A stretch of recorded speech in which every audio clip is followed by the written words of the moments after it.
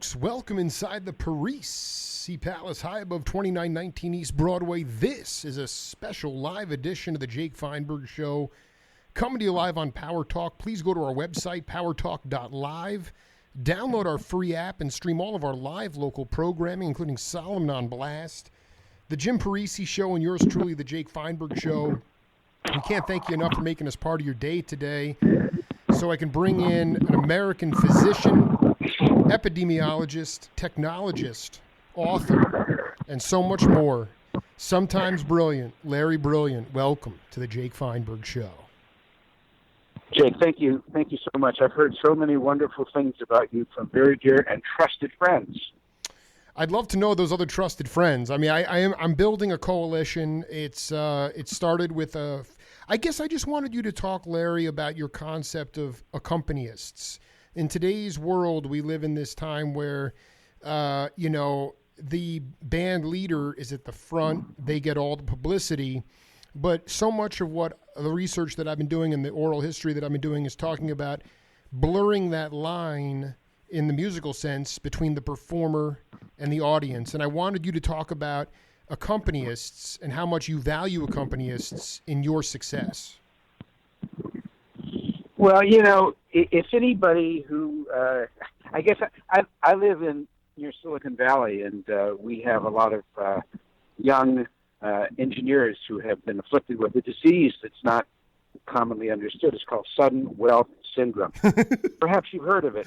No, I'm not one of those people, but yeah, go ahead. And we have a lot of other people here who had a genetic disease, which is called the lucky sperm contest. They won the lucky sperm contest. So there's two ways if you are the winner of the lucky sperm contest, or if you are besought with the virus of sudden wealth syndrome. There's two ways you can look at that. You can either, like my dear friend Steve Jobs used to say, that some people point their finger at the rising moon and think their finger thereby illuminated it.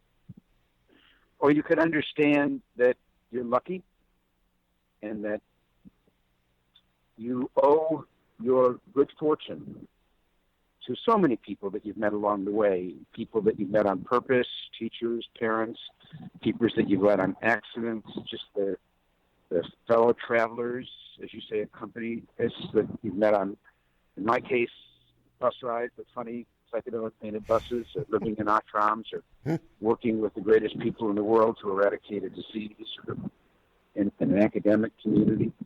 I mean, I feel like I am the lucky guy in the world, and that everything I've ever seen done that was real and lasting and permanent, it had two characteristics. It was done from the heart, and it was done with people, not me alone ever, not once. Could you point to a time in your earlier life, even maybe before your career? Have you always felt this way, or was there sort of I know you had cancer at a very young age. I mean, you never considered yourself a victim in any way. I mean, was there a demarcation point when you really began to understand about being lucky, about being humble, and then obviously finding your true nature? Well, I think I got lucky in the timing of it. I was still too young to understand when I had a tumor of the parathyroid gland, which is a weird gland to have a tumor of. I was an intern, so I was surrounded by doctors, and certainly none of the doctors and surgeons. I was actually in training to be a surgeon, and none of the surgeons around me made me feel like a victim. They made me feel like a curiosity, which was in its own way kind of cool. Absolutely. I mean, you have all these professors coming and looking at your neck and saying, God, I've never seen anything like that before. So I didn't know enough to feel like a victim, and it turned out that my parathyroid adenoma never really negatively impacted my life other than the few days that I was in the hospital, except in a good way. The last thing my surgeon said to me when I left the hospital was, don't go anyplace warm and take a year off from your residency. So we canceled the trip that my wife and I were going to make to Cuba because in the 60s it was part of the career path to go to Cuba. And because we didn't go, and because my record showed that we were never on the boat which went to Fidel Castro's Cuba, when I had to get a security clearance years later to join the United Nations, I was adjudicated a loyal citizen. I think had I gone, and I don't know if I would have gone or not. Probably we would have gone. Had we gone, and our name was on the manifest of the ship, so it was a near thing. But because I couldn't go, we did something else. We joined a movie caravan that Warner Brothers was doing, and we wound it up in a place that's not very hot, New Delhi, India. But who knew? No, but actually, Hugh Romney told me in part 2 of our interview that you were on your way to cut sugarcane in Cuba. That's what he said. That is correct. We were on our way to cut sugarcane in Cuba, and we had joined a group and a bus that we were going to take to Montreal, and then there was a ship that was leaving from there to Cuba. Our name was on the manifest, and we intended to go until I got this tumor, and I couldn't go. And in the meantime, I got to meet that very same Hugh Romney, who was then Wavy Gravy, and that certainly changed my life without any doubt. If we had gone to Cuba, I never would have met the hog farm, never would have joined the Warner Brothers movie caravan or the Iraq doc, or lived in Afghanistan, Iraq, India, and went to an ashram and became a UN medical officer. But none of those things would have happened if we had gone to Cuba. Talking to Larry Brilliant, Dr. Larry Brilliant, live from the beaches of Maui. You know, I was hoping you could talk about, in the early 60s, I know you were inspired by a Martin Luther King speech, but Detroit was a bastion of burning hot jazz clubs that played a lot of funk and R&B. I've interviewed tons of cats, and I was wondering if you had a chance to ever see John Coltrane play live, if you had any transcendent experiences seeing Rahsaan Roland Kirk. I like talking about these guys that were... Yeah, go ahead. Almost all of them. I mean, you couldn't avoid it. That's who was playing. Chubby Checkers. In fact, there was a place called Checker Barbecue that was the after night stop that all the great jazz musicians would go to after they played. And, you know, if you were lucky, and if the atmospheric conditions were right, somebody would start playing in the middle of this barbecue place, and suddenly everybody was playing, and it was Little Richard. It was a beacon. What was his name?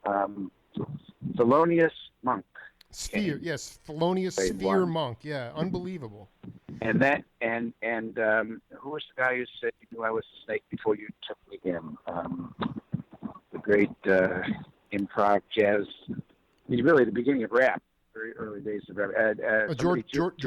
George Clinton, maybe not from Parliament. No, somebody Jr., somebody Brown Jr. Oh, Oscar Brown Jr.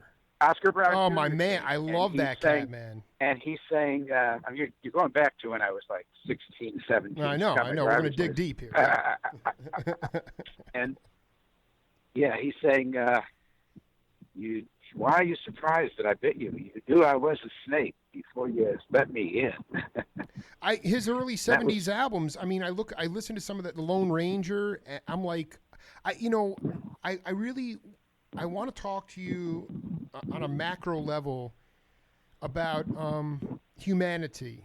I mean, are we becoming, I read somewhere where you talked about, you know, you were a bit forlorn about the fact that your kids could never have the overseas experiences in these timeless places now that you did because of the, you know, sort of the propaganda and sort of the hostility that's created between our country and the war and the bloodshed. And I mean, I look back at Oscar Brown Jr. and the messages he was talking about in the early 70s, and I say to myself, have we really evolved? I mean, I've talked to a bunch of black jazzers from that time, and a lot of them say we could do the civil rights movement all over again.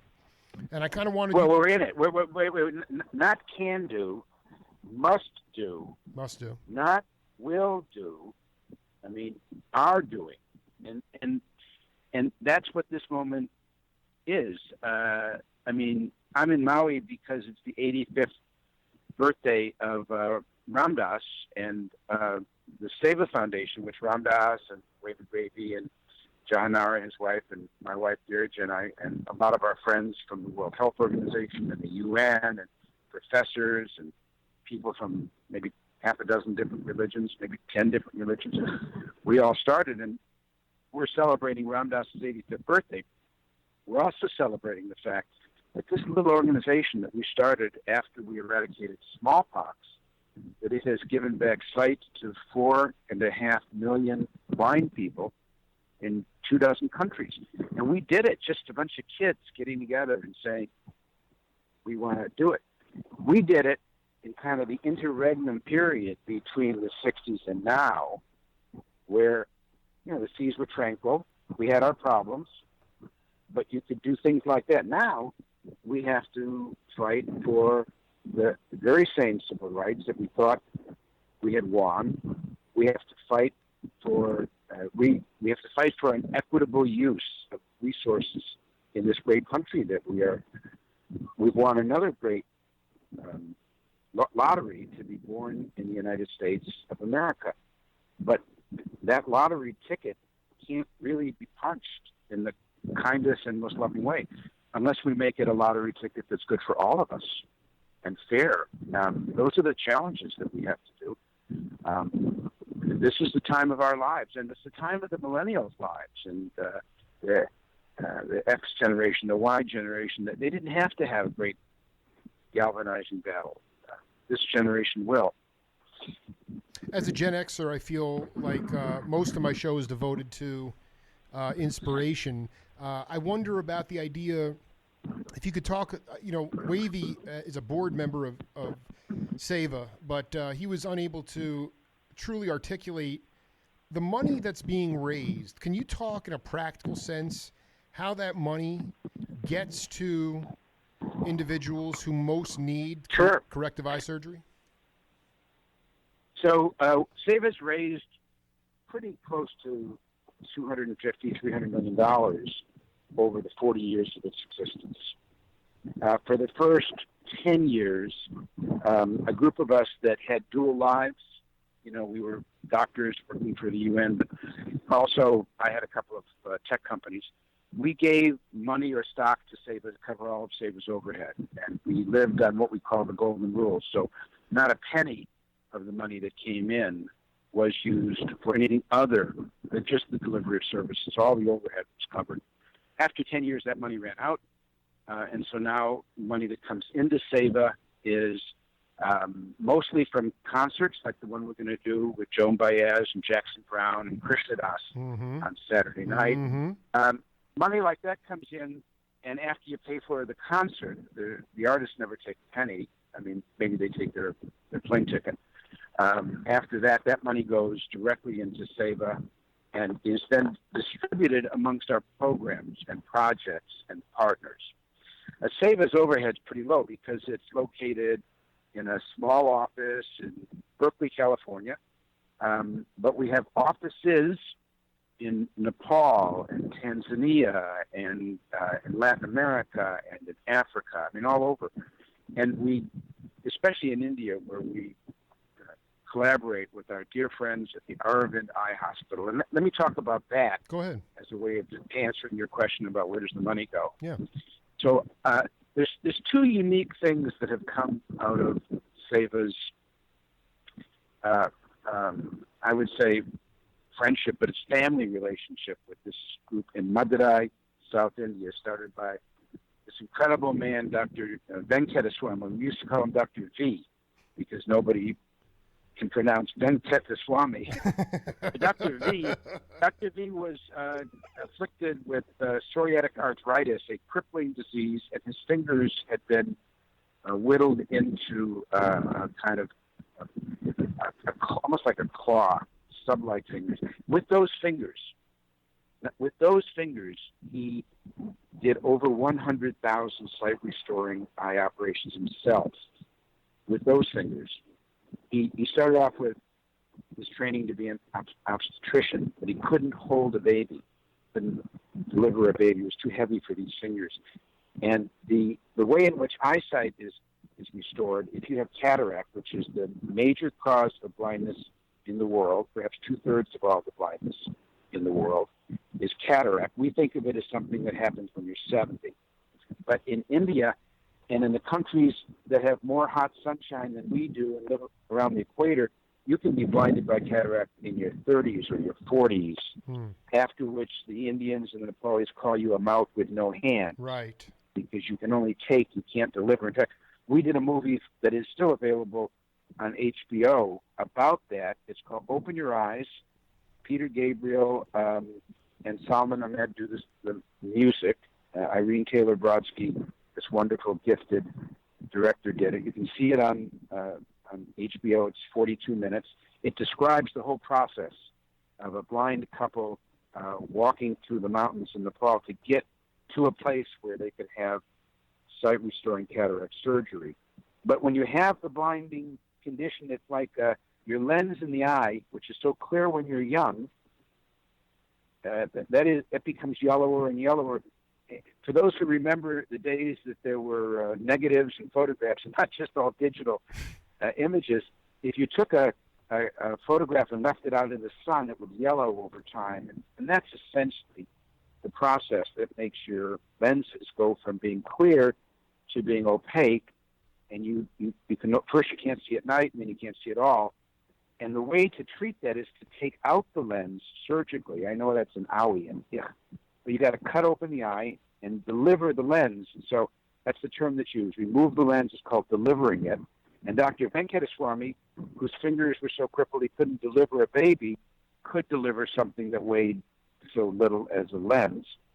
He did 100,000 of those.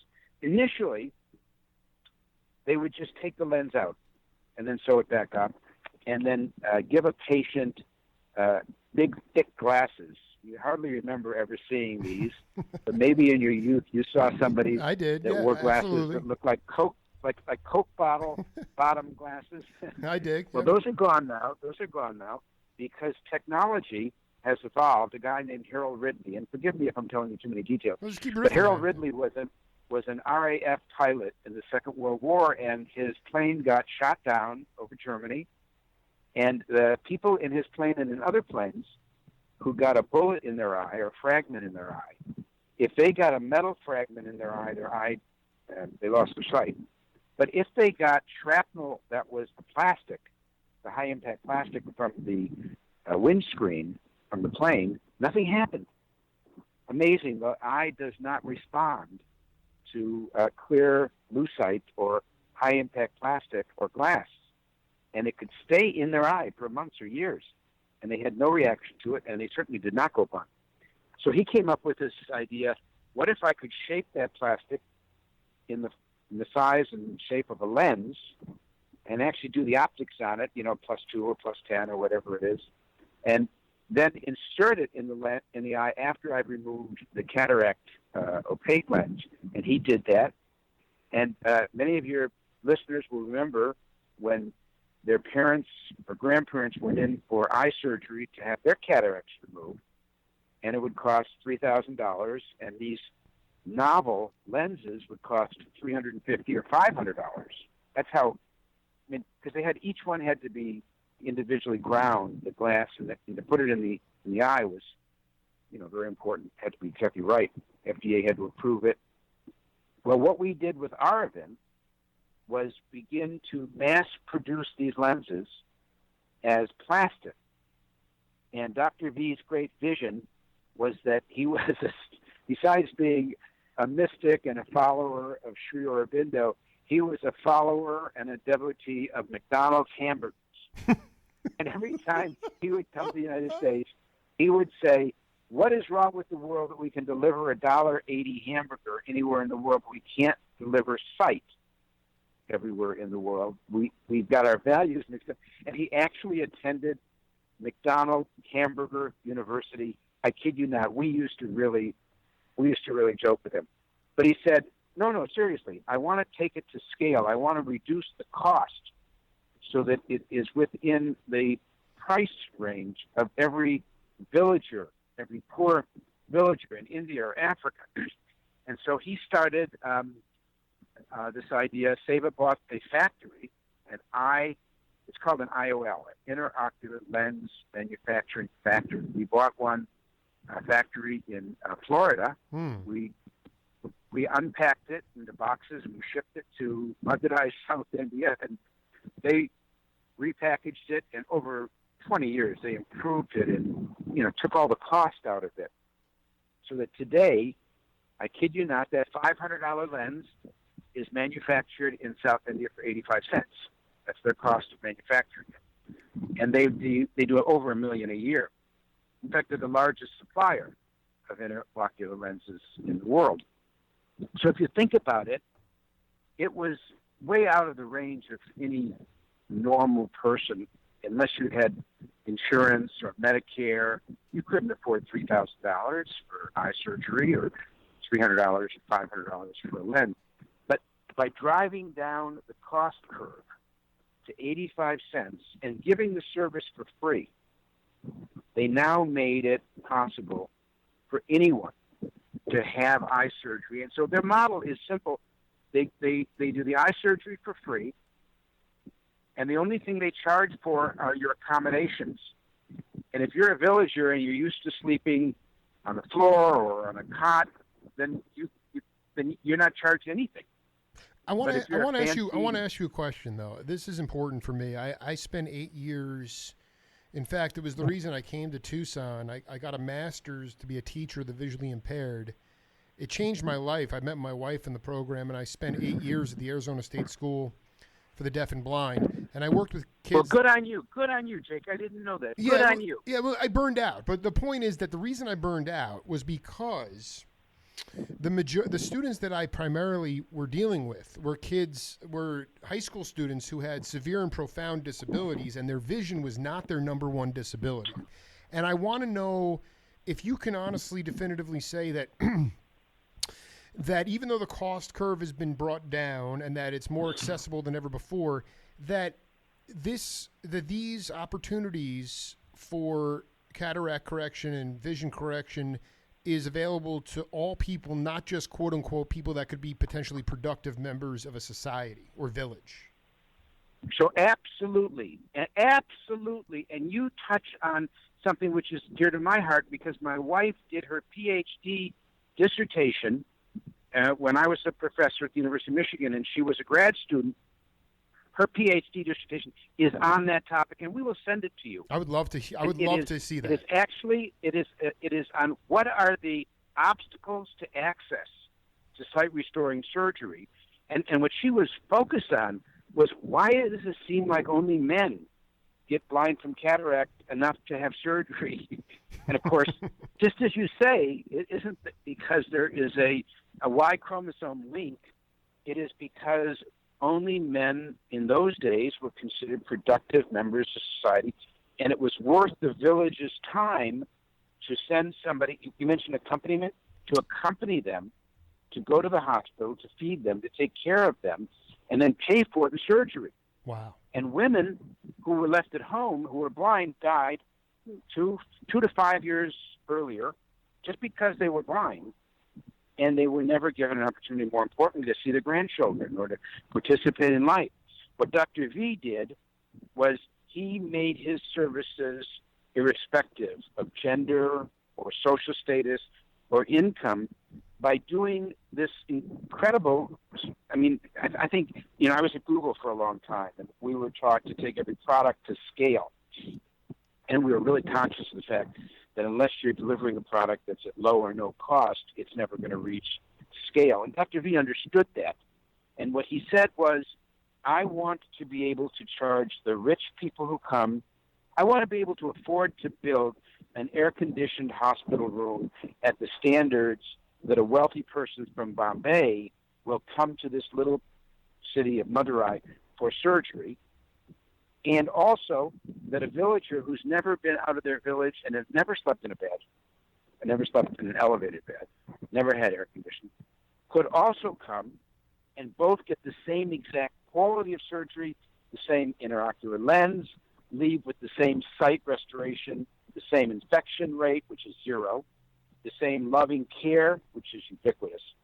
And so he's got this model where the hotel-like qualities of a hospital, when you choose a better room and you pay a higher quality, that pays for everything. So 75% of all the patients that they treat for free. Wow. Okay, maybe some years it's 67%.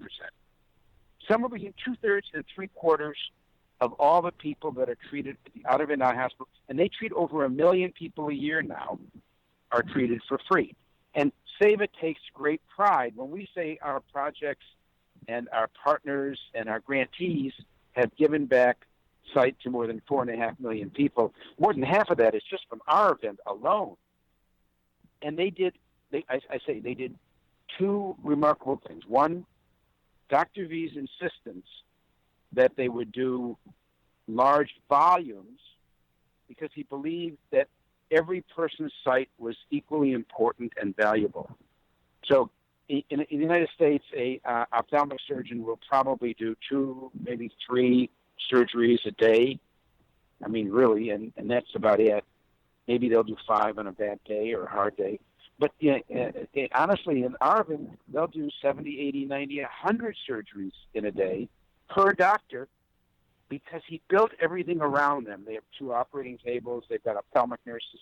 They've got a McDonald's-like assembly line. Now, I have to tell you, coming out of the 60s where we wanted medical care to be deep and personal and loving, he said, we'll make everything loving except the actual surgical assembly line.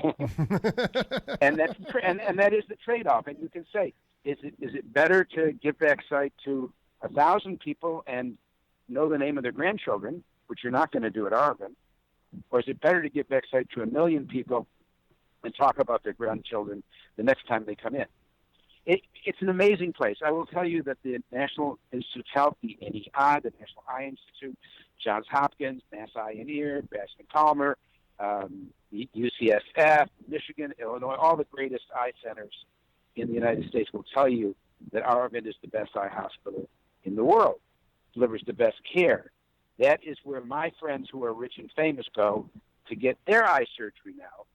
And all they get that's different from what a villager would get is they get an air-conditioned, nice room, and they probably, get the other accoutrements. But the surgery is the same.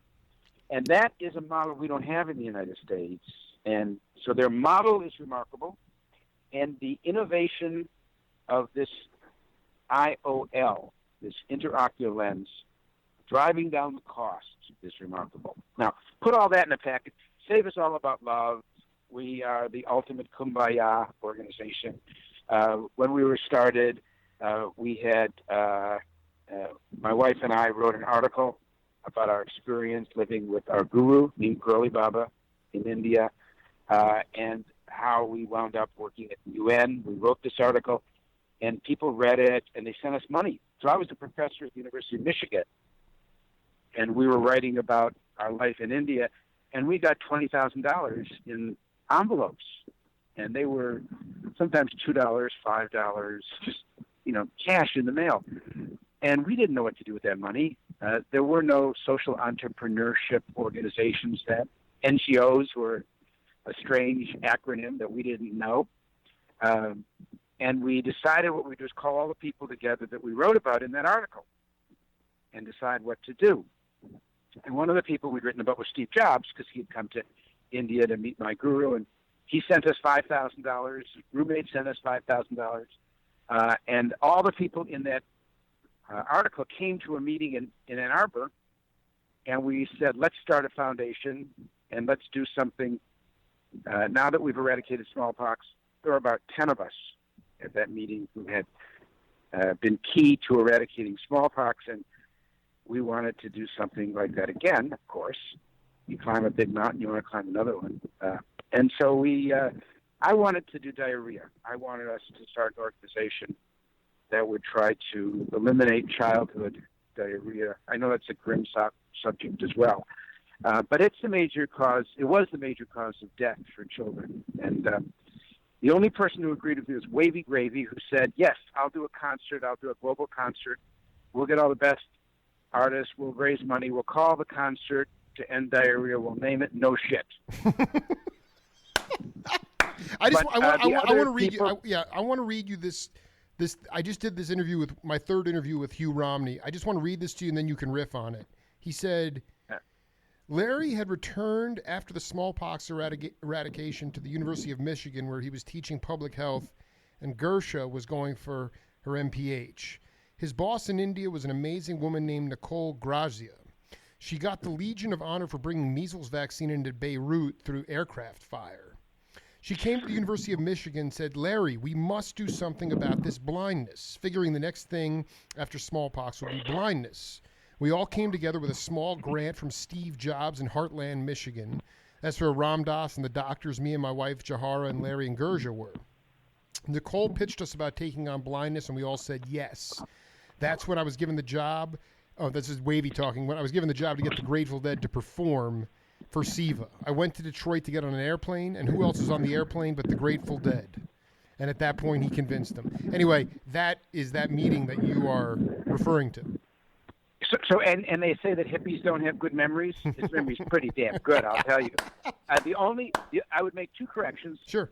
One is that it wasn't Beirut. She worked in Beirut with young men who had lost their legs in the war, and she built a factory there to build wooden artificial limbs for the young soldiers who'd been victim of bombs that had exploded and we're talking now about the 1970 wars. And the other thing I would correct Wavy on is that it was easy to bring people from the United Nations and professors and academics, because we all really wanted to do something like eradicate smallpox. And it was very, very easy to bring mystics and religious people like Ram Dass and all the Sufis and the rabbis and the nuns that we brought, because religious people want to do something to make the world better. But it's really hard to find a damn clown. That was the hardest job. And once we got Wavy there, it lifted up our spirits, and Save It became a very different kind of organization. But the big difference maker was having a clown. And if any of your listeners are thinking of creating an organization, just remember it's easy to get the doctors and the experts, and it's easy to get the do-gooders and the religious practitioners. But if you can get a clown, it really just changes everything. Dr. Larry Brilliant, I want you to settle in for a minute. I want you to listen to this audio soundbite and then come back and just free associate on it, okay? So finally, through a series of seemingly random events, Ram Dass finds himself sitting in front of Maharaji. And Maharaji looks at him and says, you have some medicine? So Ram Dass thought maybe he has a headache. So he took out some aspirin. And Maharaji said, nay, not that. The yogi medicine. So Ram Dass thinks, yogi medicine? He must mean acid. So he takes out some pills, some acid, puts it on his offers it to Maharaji on his hand. Maharaji takes all 4 pills. Each one was enough to put a horse on the moon. And he takes all 4 of them and throws them in his mouth. And Ram Dass and he sat around together all day. And there was no change in Maharaji's behavior at all. None. Wow. And Ram Dass recognized that whatever LSD is, this being was beyond it. And that was a life-changing experience for him. Do you recognize that voice, Mr. Brilliant? Oh, that's Krishna Das. I love that he. I love that you nailed it. You nailed it. That it was enough LSD to put a horse on the moon. I love that. I mean, Dr. Brilliant, I am obsessed. I have. I'm sure you know John Perry Barlow. I am obsessed with. Of course. And he's doing much better for all your listeners. He's out of the hospital and he's doing much better. Well, no, I mean, we did a Cosmic interview a couple years ago prior to him getting ill, and he talked about the April experiment at Boston University, my alma mater. And I just wanted you to talk, if you could talk to the audience as genuinely as possible. I mean, obviously, Ram Dass eventually, when he realized that Maharaji remained the same, there was another story that I know you know where he went out to the outhouse in the middle of the night, thought about his mother. Yep. Next day, Maharaji, he found him, and Maharaji identified that it was pointed to the spleen, said it in English, spleen. And at that point, Ram Dass fell apart. I was hoping you could talk about some kind of transcendent experience that you had on psilocybin, and if you ever participated in any kind of experiments like the April experiment. I only say this because I'm looking at society now, and I am not proposing, massive acid tests, but I really think a lot of square cats would behoove them to do some psilocybin. And I wanted you to talk about any kind of positive experiences that you had using psychedelics. I'm happy to talk about positive experiences, but I have to also talk about the negative ones. Please. Because I've lost a lot of friends over the years with a needle in their arm falling down an elevator shaft. I've lost friends who were so doped up that they walked out into the middle of a highway and got hit by a very large truck and never survived. We have to understand that these drugs are so powerful that they have phenomenal potential to do good. My dear friend Richard Rockefeller, the great-great-great-grandson of John Rockefeller, who started Standard Oil, Richard was a psychiatrist. He was the chairman of the Rockefeller Brothers Fund. He was also the chairman of Doctors Without Borders, Medicine Sans Frontier. You couldn't find a more legitimate, scholarly, kind, wonderful person. And he believed that psychedelics, particular ecstasy, but not limited to ecstasy, are the best treatment that we can use for soldiers coming back from Iraq or Afghanistan with PTSD. And he funded and did experiments on the use of psychedelic drugs to treat PTSD. I did an interview with him. I interviewed him about the use of psychedelics as a therapist, as a psychiatrist. Yes. In treating PTSD. It's online. It was for the Commonwealth Club of San Francisco. It was one of the last, if not, I think it was the last interview that he gave on that subject before he died. So that there's positive, of course, and negative. I want to say what Maharaji said about LSD was it is yogi medicine. It will allow you to enter into the room and bow down to God, to bow down to Christ, to kneel before him. But then your time will expire and you're going to have to leave. Wouldn't it be better, instead of coming into the presence of God as a thief in the night, wouldn't it be better if you earned your way in? And that has been, for me, my life and my friends' lives, is to try to earn our way in. And in that sense, we're not so different from everyone else in every religion, because all of these great religions at their heart try to tell you a way to earn your way into the presence of God. And that's what the psychedelics do. They do short circuit there. They are absolutely a shortcut. But because you go so quickly and you're so ill prepared for the what you see at the end, some people, they bloom, it's like a hothouse, it's like a greenhouse. Some people bloom like the most beautiful flowers. And some experience weeds. And it would be better to earn your way in. That's the way I feel about it. I did. I really did. Yeah, keep going, man. You're riffing. You're on fire right now. Keep going. But what happened to me, I had a similar experience to Ram Dass. When Maharaji could read his mind and tell his future. I mean, I can't explain this. I'm a scientist, so I can't explain as a scientist what I observed. Mm-hmm. I got to the ashram, Kenji, in North India. I got there because my wife had extorted from me, practiced the ancient art of extortion on me, and said, I will leave you unless you come to visit Neem Karoli Baba. And I had to choose between being with my wife, who I've now been married to for 47 years, and again, they say hippie relationships don't last, 47 years, and because I loved her and I didn't want to leave her, or her, more to the point, her to leave me, I went with her to India, and I went to the ashram, and I had read Ram Dass's book, Be Here Now, and I met Ram Dass, and I was intrigued.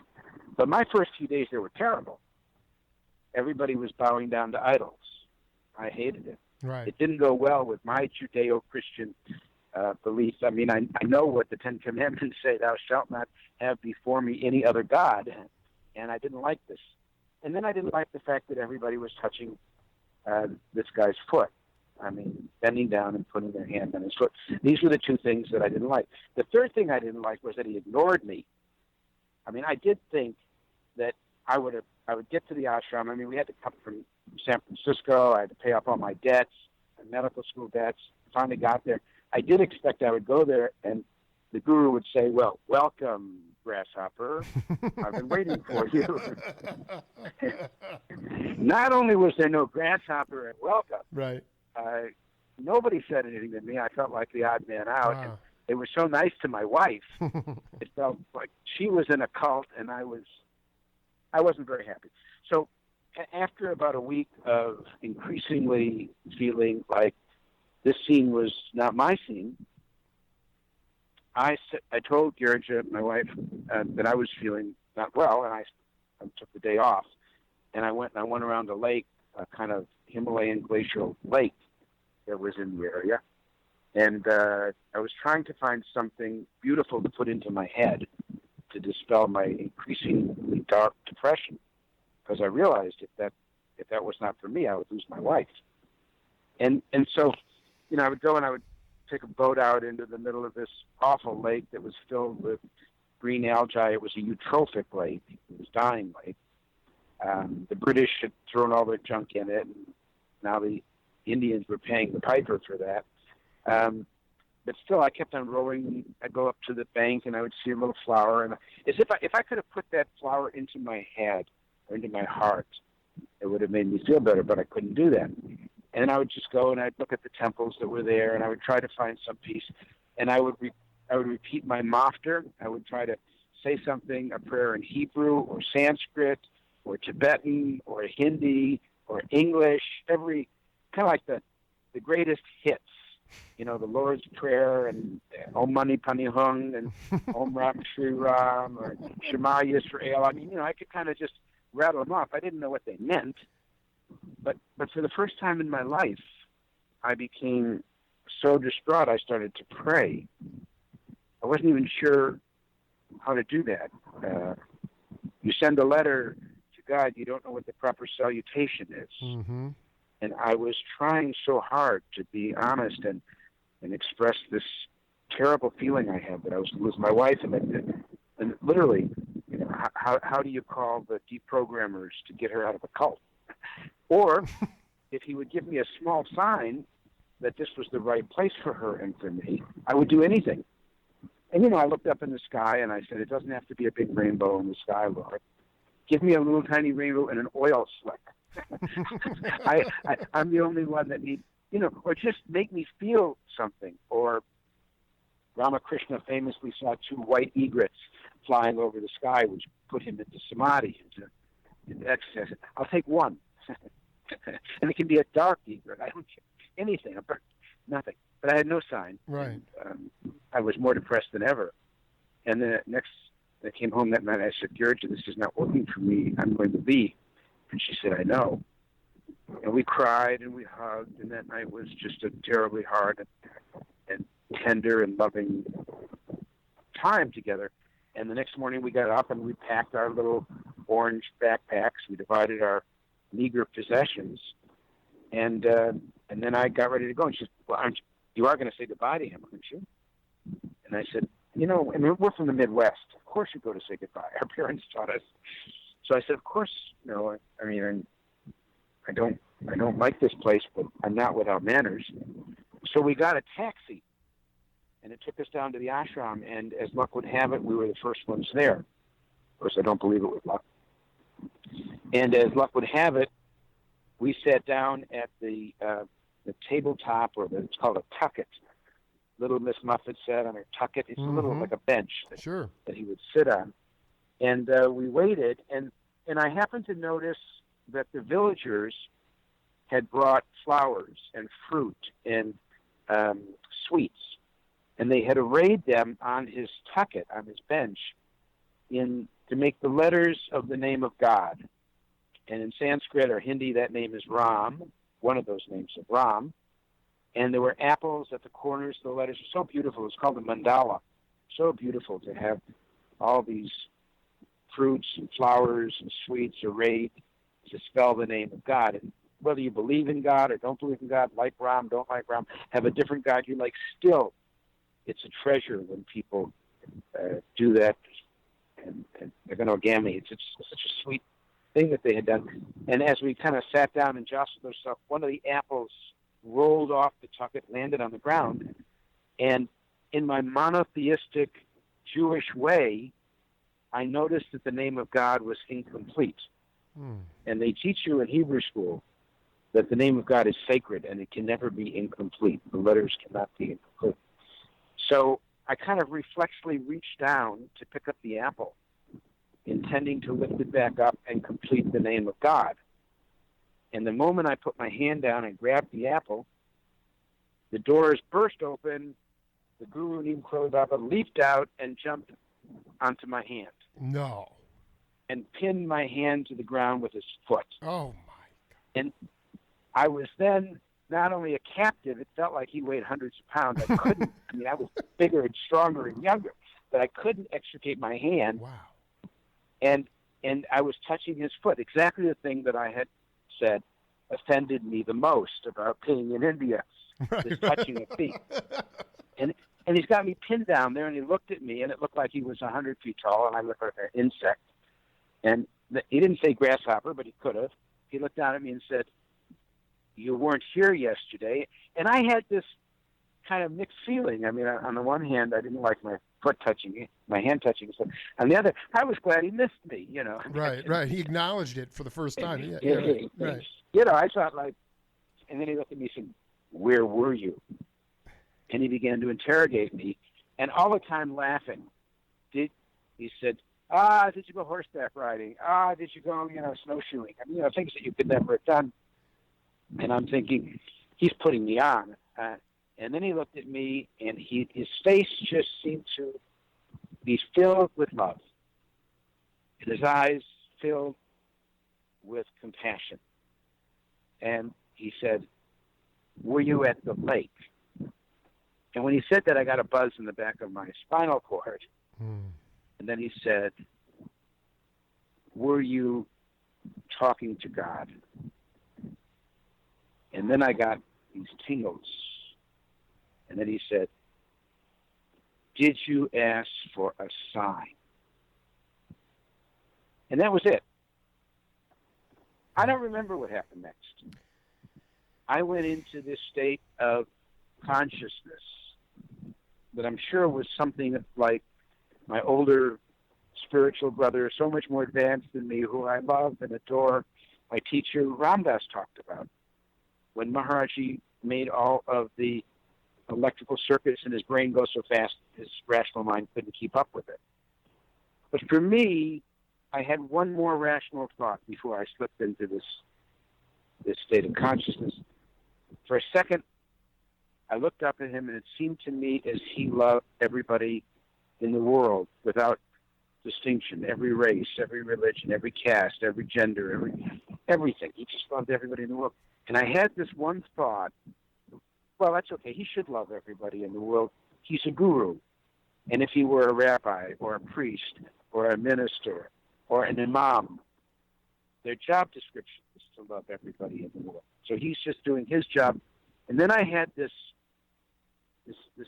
fleeting thought, but in this moment, I love everybody in the world. And I didn't know that this body, this machine, came equipped with the capacity to love everybody in the world.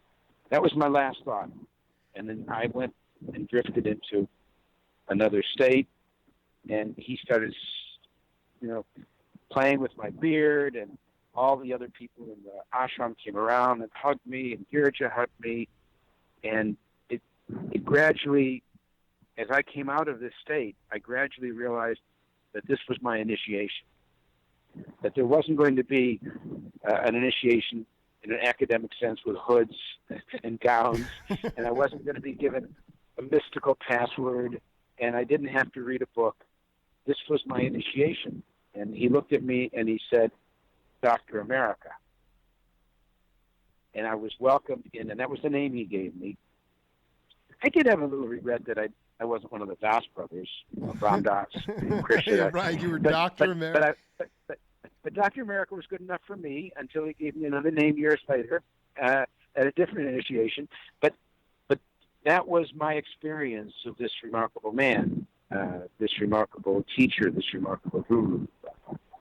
I just want to tell you, I mean, you've already made me tear up like 2 or 3 times. At 38, father of 2, I'm a pretty sensitive cat, but I mean, you're touching. I can feel the presence of something much bigger than the human. You know, the way you're describing this.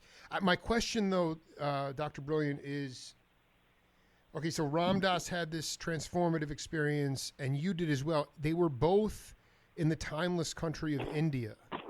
And I say to myself, we live in, I wonder, was it because you were in the environment?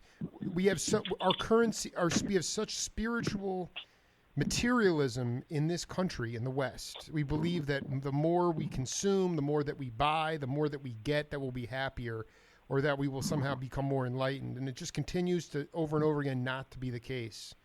And I wonder, it's not even a question. It's just how much of it had to do with the fact that you were actually in the timeless country of India. I often talk to the jazzers about going back to Africa. And the remarkable thing is, like, Ahmad Jamal never went back until like 10 years ago to play because of the apartheid in South Africa. But that's the motherland. That's the timeless quality of it. I mean, would that have happened to you in this country that we both love and live in, but it's spiritual materialism that we are always predicated on? Jake, do not sell us short. This isn't a magical place. This country of America is also a magical place. Hang around some Jesuits. Hang around some Kabbalists, mystical Jews. Hang around some Christians who are devoted to following the word and life of Jesus. For real now. Not just the exoteric, but the esoteric teachings. Yes. Hang around some Sufis. That's all I want to connect with is these people. Just see what these experiences. This is the Indians call it the Sanatan Dharma, the perennial philosophy, the perennial way. And Buddha said, this experience, this way, is open to everybody at every time when your feet are ready to walk on the path. It is not at all restricted to India or Hinduism or Judaism or Christianity or Buddhism or Islam. I mean, these are, we all have experiences that are cultural and internal and religious. And sometimes we confuse our inner experiences with the religion that we are part of. Sometimes we confuse the cultural surroundings. I mean, all of us who lived in India, we adopted so many of the cultural norms, and they have gone far and wide. I actually read that Steve Bannon, who might not be my favorite person in the world, right. that he describes his work as his dharma, and he talks about the Bhagavad Gita. I mean, where he found that word. I mean, it is. We're living in a time when yoga means thin thighs. Right. I mean, the best butt on the block, as Krishnadas says.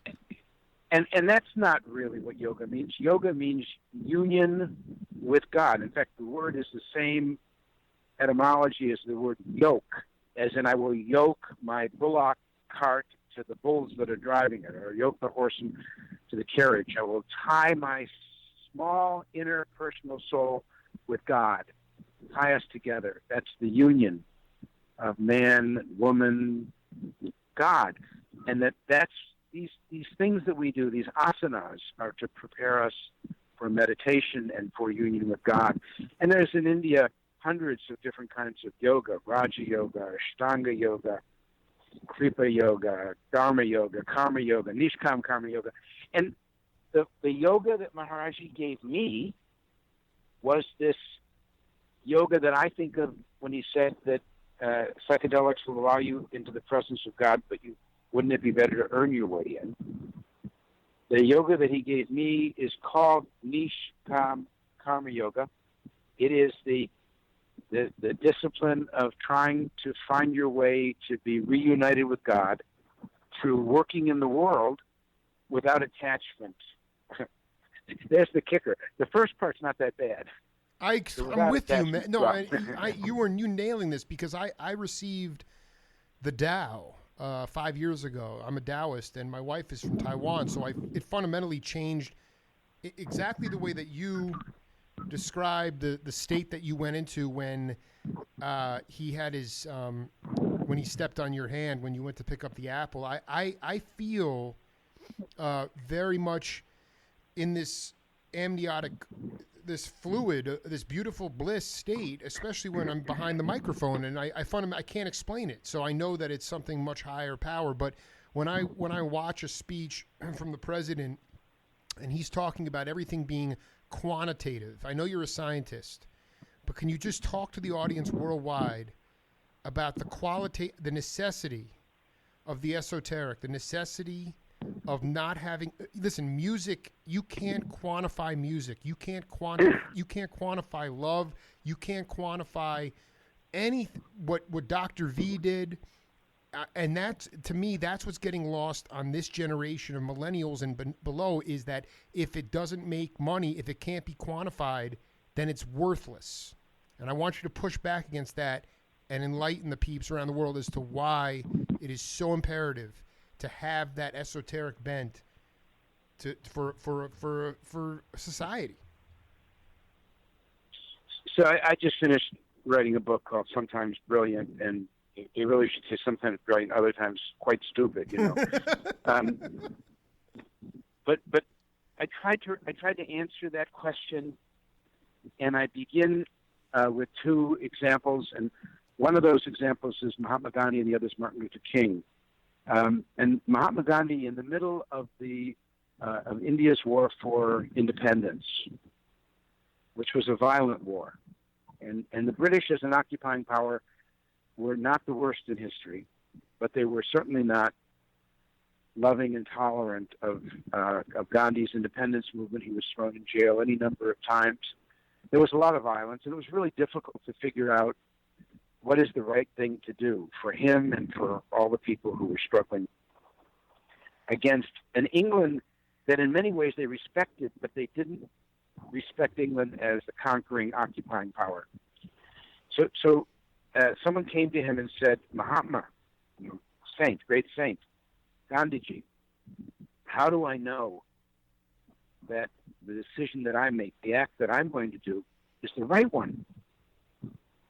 And Gandhi said, I will give you a magic amulet that will protect you from ever making a mistake. It is a talisman. But unlike the talisman or amulets that you wear around your neck and magic exudes from it, this is something that you wear inside your heart. I will give you a magic amulet that you hold inside your heart, and it is this. Before you take that act, before you do that thing, before you do the next thing, consider for a moment the face of the poorest, most vulnerable, underprivileged, most wretched soul that you have ever met. The poorest man, the most depressed and attacked woman that you've ever met, the person who has the least power in the world. Consider that face of that person. Now ask yourself if the act that you're contemplating will benefit that person. If it will benefit that person, that refugee who is running away from a heartless war, who shows up on our shores, that person who's been kicked out of a job in Minnesota or Michigan, that person who doesn't have health care, that person whose mother has died, father has died, is an orphan, throwing themselves on your mercy. Ask yourself if the act that you are considering doing will benefit that person. because if it will, my amulet will protect you. If you act in the spirit of love, of helping the poorest and most disadvantaged, this magic locket will protect you from doing anything wrong. But if it is not done for that person, ask yourself, why would you do it? Think again. Oh, man, you are dropping. I want to. This is when he dubbed you Dr. America, and you went off on this journey to be the spearheader of eradicating smallpox. Can you talk about a time when you used? It's a two-part question. One of the L's on my show is leadership. So, what are the most important? What are the most important things about leadership? And can you talk about a specific time when you felt like it was a hopeless endeavor that he said that Maharaji sent you on, and how you used leadership to overcome and ultimately inspire people working with you, the accompanists, to eventually eradicate smallpox? So we can talk about the dumb things I did too, right? Yeah, definitely. Because that list is a lot longer. Oh, me too. Absolutely. Well, the one I write about in the book the most is when after I had been kicked out of WHO about a dozen times because I had no qualifications. They should have kicked me out. Finally, I got hired as they had to create a position in the United Nations, hierarchy low enough that they could hire me. And I was hired as a secretary. Wow. Because I could speak Hindi and I could type in English. Wow. And gradually I was given, I met these incredible people. Bill Fahey, one of the most wonderful people in the world. If anybody's listening knows Bill, he became the head of the CDC and the head of the Carter Center. And he's one of the people who was so influential for Bill Gates building the wonderful foundation to help people all over the world. But Bill is much more than just the things he has done. He is who he is. I met him, and he took me to see my first case of smallpox and had faith in me as they built. They gave me first a village and then a district and then a state. And then ultimately when everybody left India because they were sick, all the internationals went away. From time to time, I was left running the whole program. Nicole Grasset, who was my boss, who you mentioned earlier, that was so inspirational to Wavy and Ramdas and all of us. She was tireless. And it's not just that she won the French Legion of Honor or that she was the Woman of the Year. She was the only woman right. in the United Nations. And just incredible woman. And D.A. Henderson, who passed away about 3 months ago, who was the head of the program in Geneva, greatest manager I've ever met.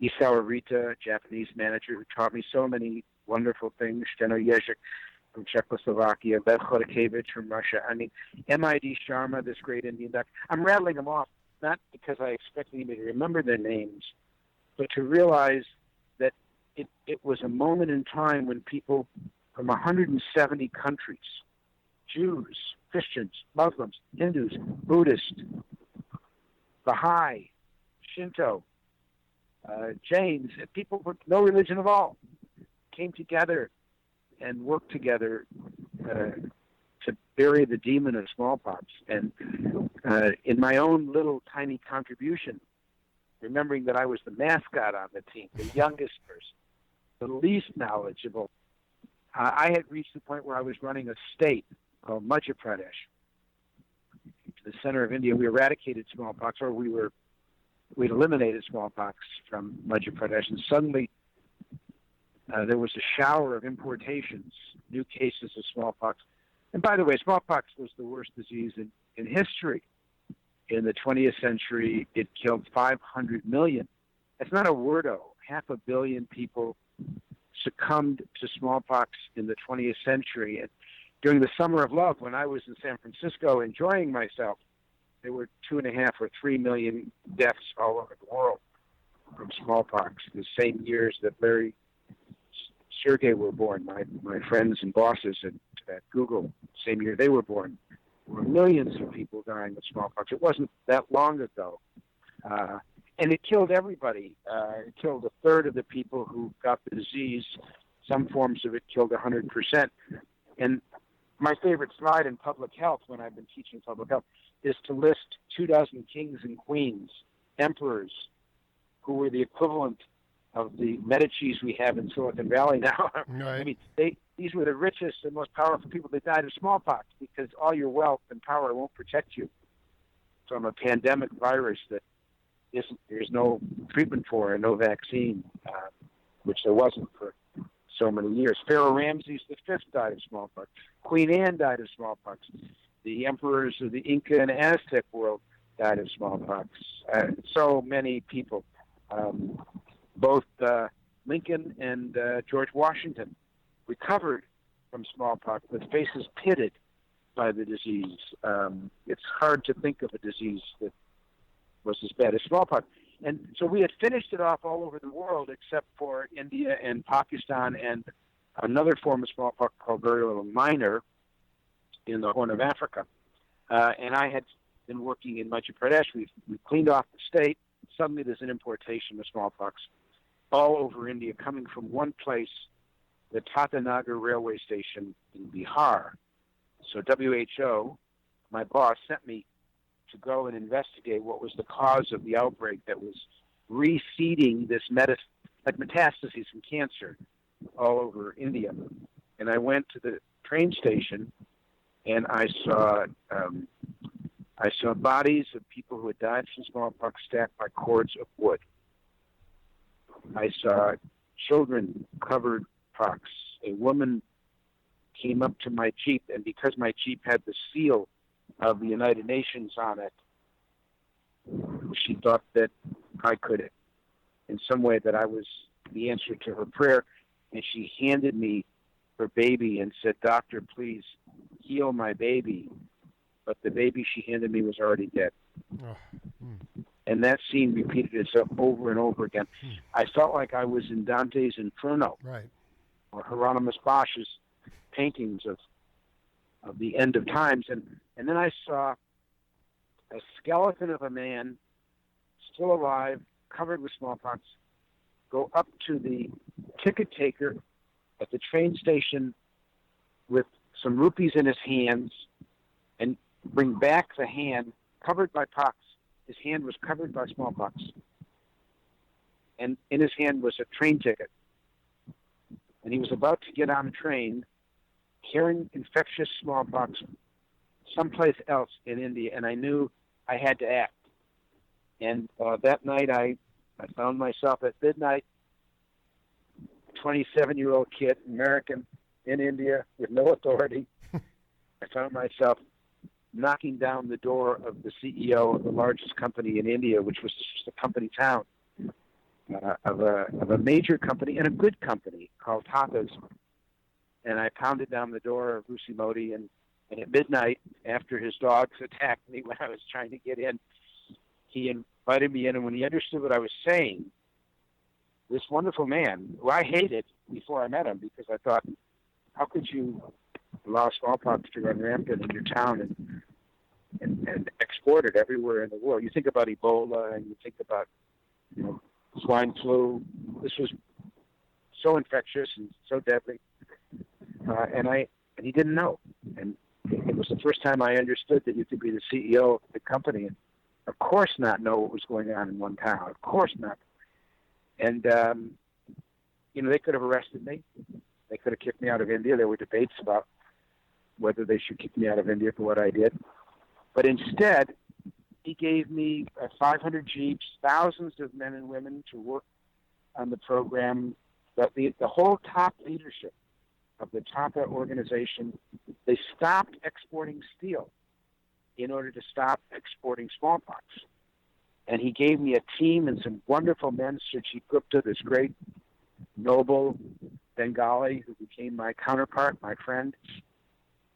And we worked in an area almost the size of Texas to eradicate smallpox. And we did it inside of 6 weeks. Because the Tatas gave us good management and a rational way of leadership. And so you asked me.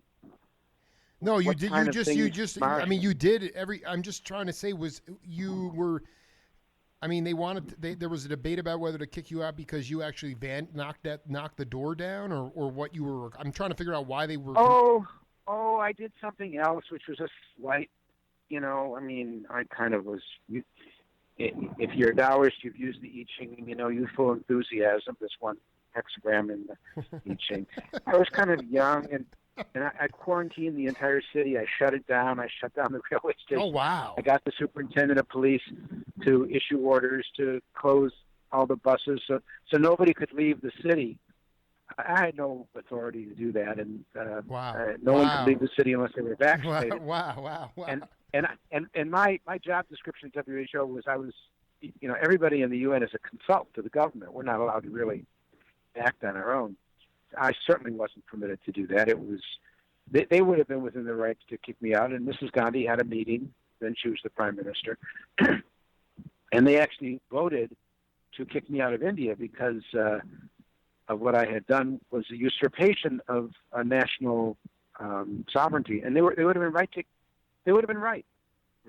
I understood that, but after she had decided to kick me out of India, the Commissioner of Health of the government of India, who also knew Maharaji, he asked her if he could have a private word with her. And his name was M.I.D. Sharma, Muni Inderdev Sharma, this wonderful, huge man who had never taken a day off, had run the eradication of malaria before, was a hero, had won the Padma Shri, this big award in India, Padma Bhushan as well. He said, Mrs. Gandhi, you are prime minister. You can do anything you want, of course. But may I ask a favor of you? A favor. And Mrs. Gandhi said, yes, Dr. Sharma, of course. She knew he was a hero. Madam, you have decided to kick Dr. Larry Brilliant out of India. I understand that. Would you kindly delay that order for 72 hours? And she said quizzically, yes, Dr. Sharma, I will, but why? Why 72 hours? And he said, madam, please do not misunderstand. I do not mean to disrespect you. But if you delay deporting him for 72 hours, I will adopt him. Then you will not be able to kick him out of India. And this took her by such surprise. Wow. And she said, there must be something I don't understand here. A young American exceeds his authority. He challenges our sovereignty. We decide to kick him out of India, and you disagree. And he said, yes, madam, I disagree. Because you are not being told the truth. We have a terrible epidemic of smallpox. We are exporting it to the world. The United Nations will issue sanctions against us. They will close our ports. You do not understand how bad this disease is. And she said, all right, Dr. Sharma, let's sit down, explain it to me. And I don't want to overplay or exaggerate that one event in deciding the calculus of her thinking. She was right that other diseases were more important than smallpox. In India, diarrhea, as we talked about, killed more children. Influenza killed more children. Respiratory diseases killed more children. The people around her were downplaying, not the Indian doctors, not the politicians. They were ambivalent about having a UN presence, an American presence, a Russian presence. The Cold War was being played out in the borders of New Delhi. But she decided that Dr. Sharma, who she respected so much, must have something else that was bothering him. And so she charged her health minister, Dr. Karan Singh, to help in every way to eradicate smallpox. And it changed. I mean, it wasn't just that I had exceeded my authority. I was one of, so many people who were working in the program. But that's what was happening in the staff and all throughout India. And in my case, because it was Maharaji, and because Neem Karoli Baba had been one of the teachers for her father, Nehru, and her, when she heard that Neem Karoli Baba had said smallpox will be eradicated, this is God's gift to humanity, then that affected her dramatically. And she said, well, if Neem Karoli Baba says we can eradicate smallpox, we can do it. And I wasn't there. No, So I know, but hear this those is so words cool. uttered. I mean, just for chronology's sake, you quarantined the town before you actually made your plea to this this business organization to educate them. I mean, you did that. You Simultaneously. this is simultaneously. absolutely insane. Actually, it was the Tatas that helped me to be able to quarantine the town, because they introduced me to the district magistrate, the commissioner, the superintendent of police. And when they put the full weight of their corporate, and they are so well respected as being an ethical corporation, they're Parsis, they're Zoroastrian, they're fire worshippers. They come from Persia hundreds of years ago. They're good people, and they were respected by the Indian administration as being good people. So when they said, you know, Mr. Superintendent, please meet this young, crazy American, he would do it. And I'm not so sure that just having WHO on my name or on the car would have had the same effect. It was that Maharaji's name meant a great deal to everybody in North India, and the Tata name made a great deal, and WHO meant a great deal. And so they were willing to close the city, which is a big thing. You know, can you imagine closing San Francisco because, you know, a Russian diplomat says that there's an outbreak of a mysterious disease there. Hey, one final question in set one here with you. Can you tell me about a great story about Ken Kesey? Yeah. I sure can. I have done. What kind You know what it is? I've interviewed a ton of people from his family. I've interviewed all the merry pranksters. And, you know, I look at this time well before I was born in 1978 when you and your wife, Girija, put together this diverse collection of doctors to start. And Girija's just here. She's just come in. So she says hello to you. And well, all I'm the looking forward to. radio I want to interview her as well once I get her dissertation. But the thing Oh is, yeah, we're sending him your dissertation. He's going to interview you. but you know what it is? What Kesey. She said, "Thank you for being so understanding that we didn't that we overslept for the first bout of this because of the rainstorm here." Just let her know I'm glad the plane landed safely. I don't really care about the other. No sweat off. No problem with me. Kesey. So you want to hear a Kesey story? I'm going to tell you a Kesey story. Yeah. And then we're going to stop for a while. Yeah, we're going to stop. Yeah. We'll reschedule another time to do section 2. We'll send you Girija's PhD dissertation on access to cataract operations in South India, and then after you've had that, we'll reconvene and have more talk. So here's the great Kesey story. Go ahead. And this wasn't, Kesey died 10 years ago or so. So this would have been maybe 5 years before he died. And Wavy and Ja and Girija and I and a group of other people have a piece of land in Mendocino where Wavy has this remarkable Camp Winnarainbow. Just for the record, just for the record, he died November 10th, 2001. So it's actually almost like 16 years ago. So 16 years ago. Yeah, that's right. Go ahead. 16 years ago. Gosh. So this would have been probably in the 90s, mid-90s. Yeah. And we were on this land in Mendocino County, and we were having a concert. And it may have been called the Kate Wolf concert at that time. It may have been called the Picnic. I forgot. But there were about 5,000 people attending a concert on the land. And I remember Los Lobos were playing and Pele Juju. Those were the bands that were playing at the time. There were probably more, but I can't recall right now. Usually Jerry Garcia would play at that when it was called Electric on the Eel. But whoever was playing, Wavy was on stage, and he was introducing them, and he had his microphone and a megaphone. And while he was introducing them, he looked off into the distance of Route 101 that you could see from the stage, and you could see coming down the road, coming towards the concert grounds, was a bus, and it kept getting closer and closer, and you could soon see that this was a psychedelic-painted bus. And as it got closer and closer, you could see that it was further. It was actually FURTHUR II. FURTHUR Right. I was in the Smithsonian. Right. And as it was getting closer and closer, you could see that it was coming to us. And it came to the opening of the driveway or the way into the concert grounds, and the crowd split in order to allow this bus to drive in, approaching the stage. So, of course, the music stopped.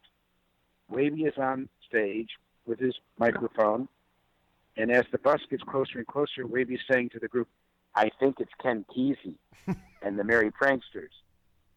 So the bus gets closer and closer, and the bus stops. It's like a Vulcan starship looking at the Starship Enterprise decloaking, and they've all got their phasers on stun or something like this. And the bus stops, and Kesey makes his way to the top of the bus from inside. He opens the hatch, and he gets on, and he's got a microphone and a megaphone. And he screams out, "Hey, Wavy, how are you?" And Wavy says, "Well, welcome, Ken. Nice to see you. We're doing a concert. You're interrupting our concert. We have a concert here. We've got Los Lobos we're playing." And Kesey says, "That's okay. I want to show you something. Wavy, I brought FURTHUR here and the Merry Pranksters, but I've also got a great guest here. And Wavy, don't you agree that we have failed to honor the elders of this movement that we're part of?" And Wavy says, "Yes. And as I get older, I remember we haven't honored the elders as much as we should." And Wavy and Kesey are having this conversation. 5,000 people are listening from the stage and from the top of the bus on their megaphones. And Kesey says, "Well, I brought an elder with me that I think that we should honor. And so, Wavy, I want you to see that I brought with me Timothy Leary." And making his way up the steps at the top of the bus, from inside the bus, is Timothy Leary, and he's wearing a sorcerer's outfit with a pointed hat. Oh, this is awesome. He's got his little wizard's pointy scepter, and he's got pinkly dust all over him. And as he walks up, he's thin, he's weighing. He's obviously dying of prostate cancer at that time. And he struggles, and he gets to the top of the bus, and he raises his wizard's wand, and he goes around in a circle, and he blesses all the 5,000 people. And then he looks to Wavy. He says, "Wavy, I'm dying. It's the end of my trip. It's been a wonderful trip. I'm not afraid of dying." And Kesey takes the microphone and says, "Wavy, I think we need to honor Timothy Leary now. What I have in mind is canonizing Timothy Leary. Wavy, do you agree that Timothy Leary should be canonized?" And Wavy said, "Yes, of course. But how will you canonize Timothy Leary?" And Kesey said, "Well, I'm glad you asked. You hear the sound coming of a motor grinding and something being elevated onto the top of the bus. And it grinds and it grinds and it grinds, and suddenly you can see he's got this real cannon on top of the bus." And Kesey says, "I brought my own cannon." Canonized Tim Leary. And now it's a little nervous because you're in a very crowded area. There is a bus. There's a big cannon, and Kesey strikes a match, a big, like comic book hero kind of 3-foot long match. Wow. And he puts it on the end of the cannon, and there's a boom, but not a great blast. And all of a sudden, from the cannon comes confetti. Confetti, stars, sprinkling confetti, showers down on everybody at the concert. And Kesey says, "I hereby canonize Tim Leary." And the crowd goes wild, and Wavy goes wild. And then, of course, we all go into the bus. We say hello to Ken Kesey. And I don't know whether they had donuts or not, but it was quite an amazing time. That's Ken Kesey. That's street theater. I just want to get one thing clear. Were they the entire time? Were they conversing through the megaphones? I mean, were they just? Yes. This yes, is yes. All right. Well, we have been joined now been cooking for over an hour and a half with Dr. Larry Brilliant, and his new book, Sometimes Brilliant. Just a story of a remarkable man and somebody I took a while to track down, but we got more work to do, buddy. And much love to you and your family, and have a beautiful time at Seva, and we'll be in touch. Jake, thank you very much. The concert is Saturday night. It's a concert to benefit Seva's blindness programs and to celebrate Ramdas's 85th birthday. But we're also going to be celebrating Wavy Baby. He doesn't know that yet, so none of your listeners should tell him. We won't. Don't worry. Love all right, Jake. Love Thanks always, Larry. Talk to you soon, man. Love back. All right. Bye-bye. Bye-bye.